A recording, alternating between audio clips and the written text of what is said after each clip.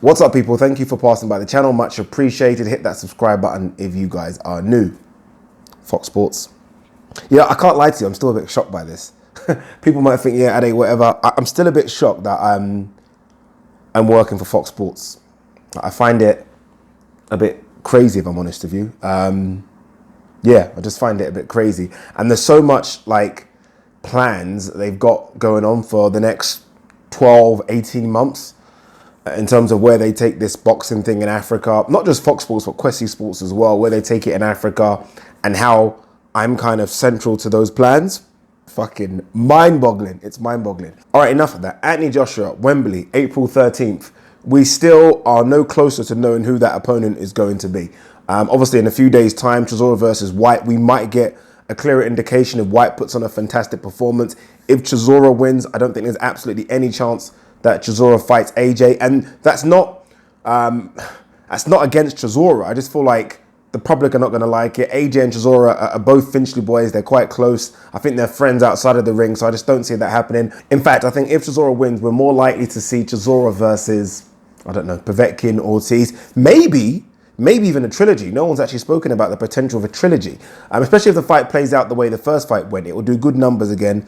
It will do good numbers, not just pay-per-view, but good numbers in terms of ticket sales as well. So I think that makes more sense for Chisora than Chisora versus Joshua Wilder or Fury. I just think he's too far away from that. I know that Dillian Whyte is ranked, I don't know, top 5, and beating a top 5 guy really does put you in a position to fight the big boys of the division. But I still think I would still have him behind Povetkin and Ortiz all day for me. But what does this mean for AJ, right? Remember, this stadium was pre-booked, in July? That AJ will have 2 fights, one in September, that was Povetkin, and one in April. And we hope that that April one, after the fallout of the September one being Povetkin and not Wilder, we hope that the April one would have been Wilder guaranteed, or Fury now. And let's be honest, those fights ain't happening. No way, Jose.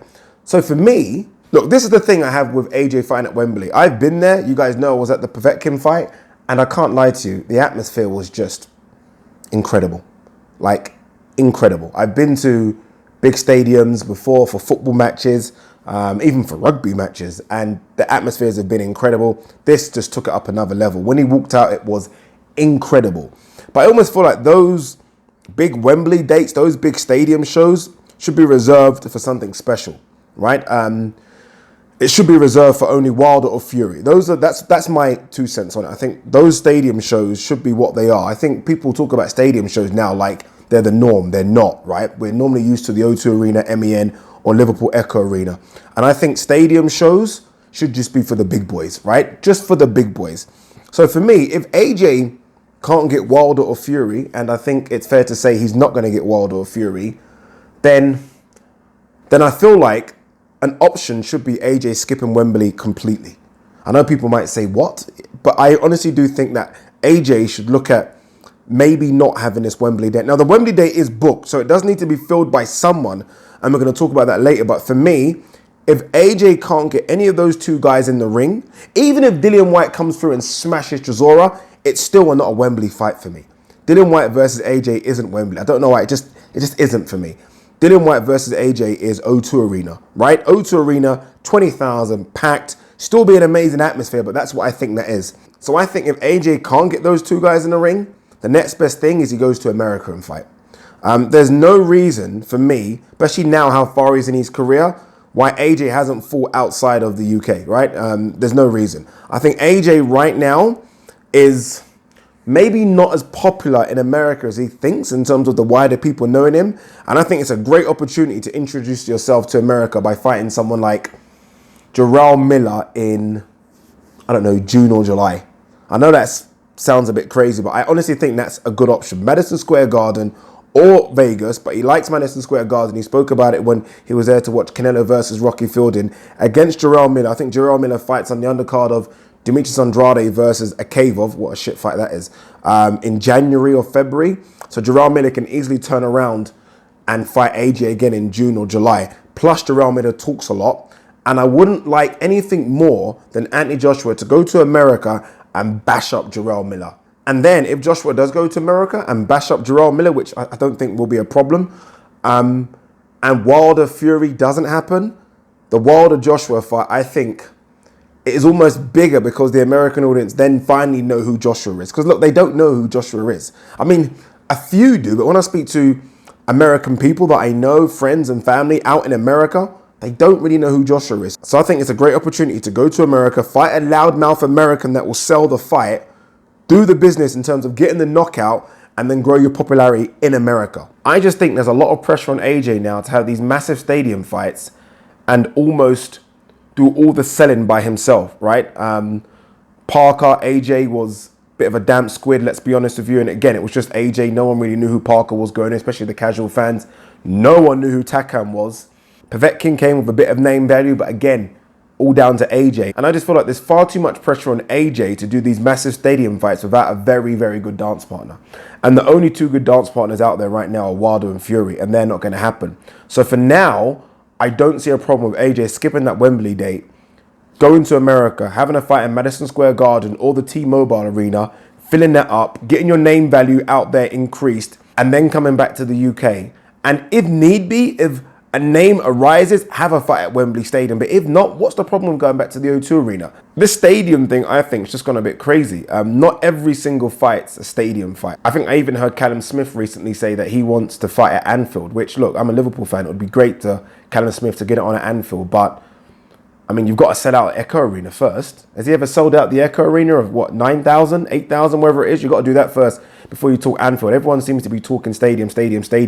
And I think the pressure of having a massive stadium fight is almost getting to Eddie Hearn and AJ because they know they need a good dance partner because the public want a good dance partner. And right now, there simply aren't any dance partners. The problem for Eddie Hearn, if he's listening, not that he watches these videos, is that someone has to fill that date. I know that because I've got my contract. I'm working on that date for Wembley. I'll be doing commentating for them, whoever is going to be fighting. So someone has to fill that date no matter what. Now, there has been, in the last, 48 hours, more rumors about Khan Brook. I hate talking about it. I do, trust me. But it's a boxing channel. There are boxers. You can't blame me. Khan Brook has been spoken about again. There was rumors a week, 2 weeks ago that Khan might sign a deal to fight Terence Crawford for $5 million. Khan makes, I think, at least double that fighting Kell Brook at Wembley. It's the only fight, and I still don't know how it's got legs. I really don't, because it's like 7 years in the making. But it's the only fight on British soil that I think that would get comfortably close. I don't think it would sell out Wembley, but I think it will get comfortably close to maybe making 65, 70,000 people turn up. Khan versus Brook, Wembley Stadium. It's not dead yet. It's close to being dead, especially with the performance of Kell Brook recently against, was it Zarafa? And Khan didn't look great against Vargas, but for some reason, it still got heat. It could have been some of the stuff that Khan said about Kell Brook in the Sun newspaper last week or the week before. It still got heat, and I know for a fact that Eddie Hearn is still trying his hardest to make that fight. If he can make Khan versus Brook, I think, can replace Anthony Joshua's April 13th date at Wembley. Then Anthony Joshua can have that American fight a month later in either Vegas or Madison Square Garden. Khan Brook is the only fight that can do it. Because again, for me, these Wembley dates for Anthony Joshua are all well and good. I like it. It's fantastic. I've been there. The atmosphere is amazing. But you've got to have a dance partner. You've got to have a dance partner. There's got to be something. And right now, look, I done a list of dance partners or potential dance partners minus Wilder and Fury about a month ago. And I'll be honest with you, none of them, even including the likes of Usyk and Jarrell Miller at Wembley, Dillian Whyte, Chisora, Ortiz, Pulev, they're just not 90,000 sold out Wembley dance partners, are they? They just don't get you excited, especially when Fury versus Wilder rematch might be around the same period. If I was Anthony Joshua, forgo that Wembley date, Khan Brook fill it, you go to America, bash up Jarrell Miller, everyone's happy.